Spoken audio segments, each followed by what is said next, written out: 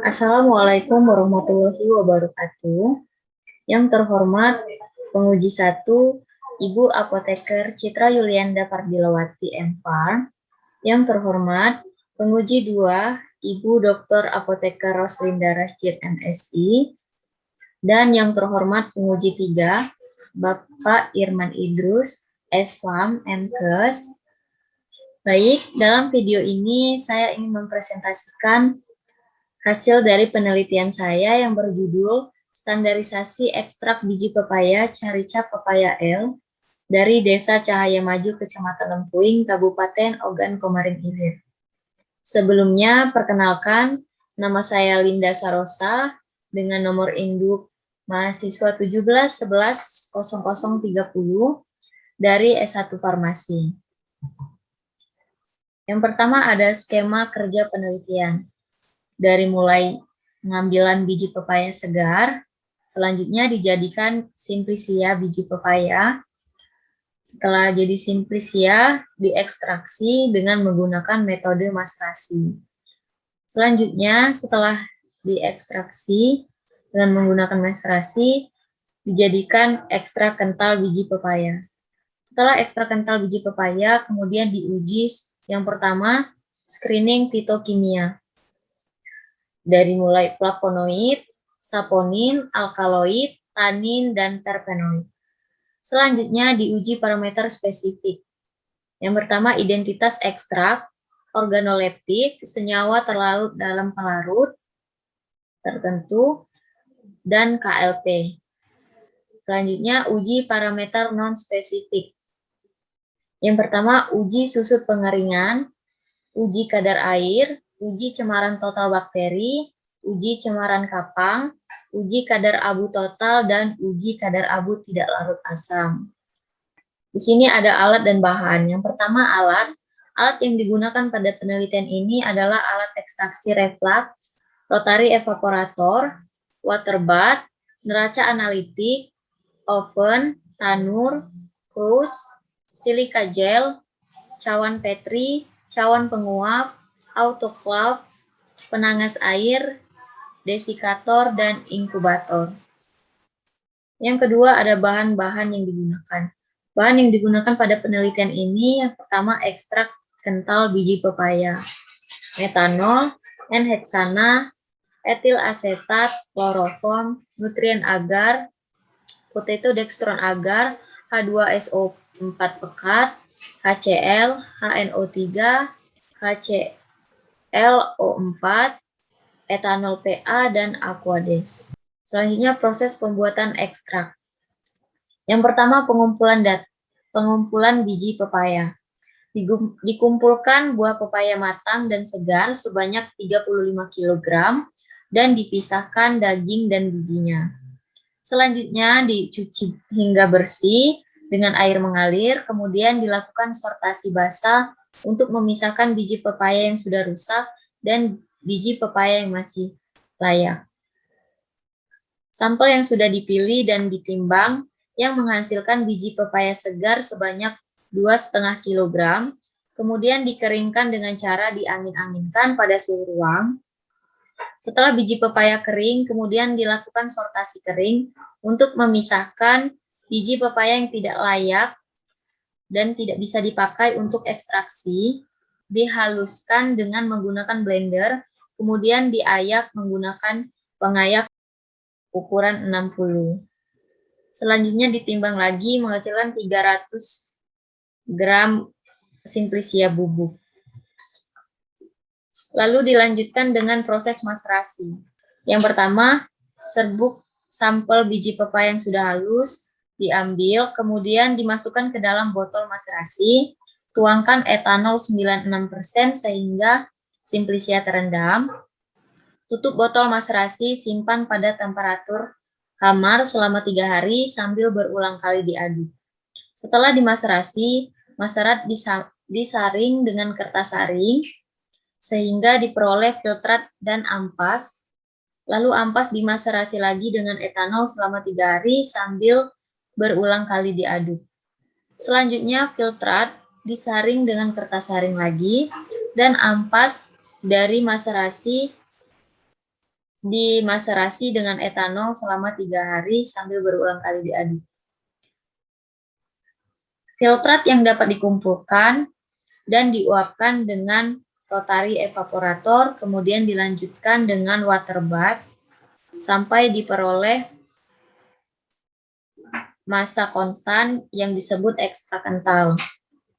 Di sini ada hasil ekstrak kental sebanyak 32,5 gram. Hasil rendemen pada ekstrak biji pepaya Carica papaya L.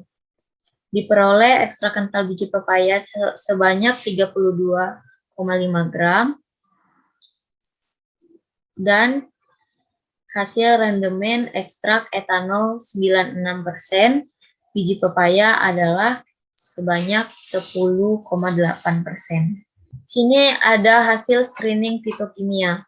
Setelah dilakukan uji fitokimia ekstrak biji pepaya terhadap senyawa flavonoid, di mana didapatkan perubahan warna dari bening menjadi kuning, yang menandakan diduga bahwa ekstrak biji pepaya memiliki kandungan senyawa flavonoid.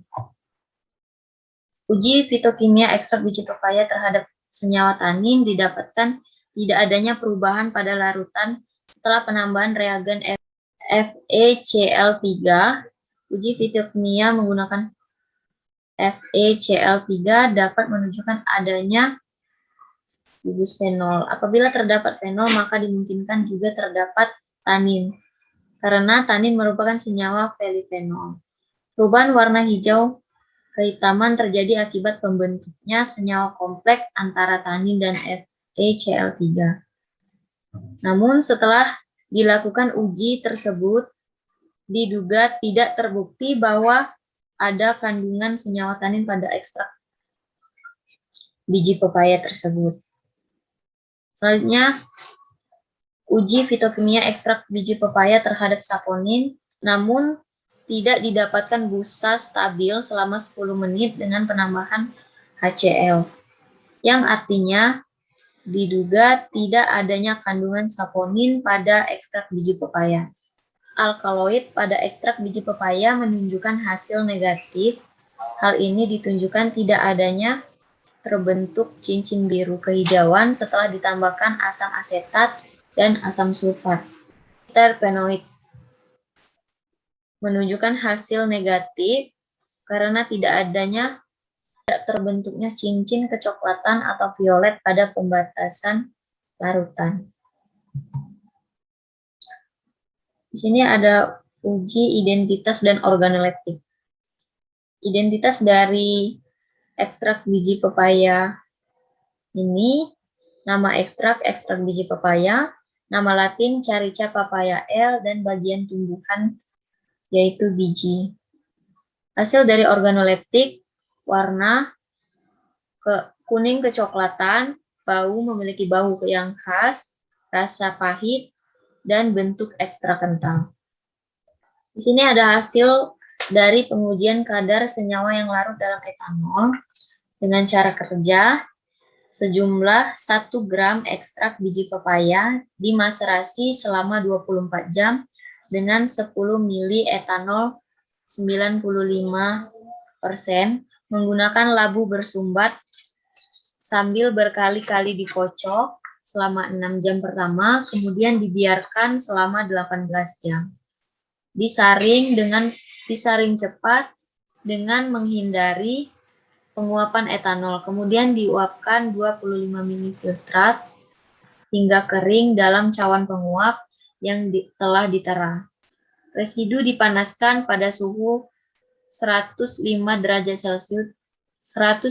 derajat Celcius hingga bobot tetap, dan dihitung kadar dalam persen senyawa yang larut dalam etanol. Ada hasil dari senyawa yang larut dalam etanol dengan nilai rata-rata 7,855% dan SD atau standar deviasi 4,488%. Selanjutnya hasil pengujian kadar senyawa yang larut dalam air. Dengan prosedur kerja, sejumlah 1 gram ekstrak biji pepaya disaring selama 24 jam dengan 10 ml air dan kloroform menggunakan labu bersumbat sambil berkali-kali dikocok selama 6 jam pertama dan kemudian dibiarkan selama 18 jam.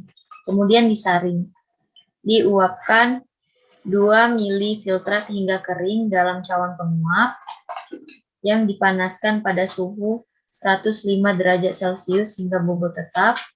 Kemudian kadar dalam persen senyawa yang larut dalam air dihitung dari berat ekstrak.